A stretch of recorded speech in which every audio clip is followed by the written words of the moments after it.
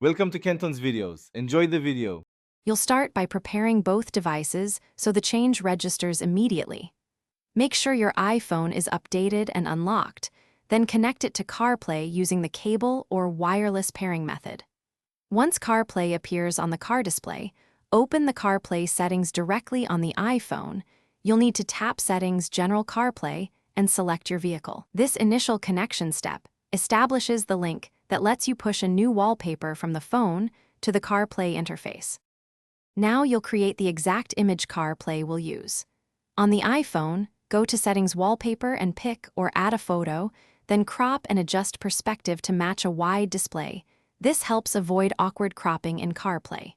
Once you save the edited photo to Photos, make sure the image is accessible in the Photos library. CarPlay reads from your Photos album. If necessary, duplicate or export the image in the right resolution so CarPlay can detect it reliably when you Finally, apply the wallpaper through CarPlay settings on the iPhone. Go back to Settings, General CarPlay, pick your car, then choose Wallpaper and select the saved photo. Once done, check the car display to confirm the new background appears. If it doesn't, restart your iPhone and the car's infotainment system, then reconnect. This often resolves caching problems.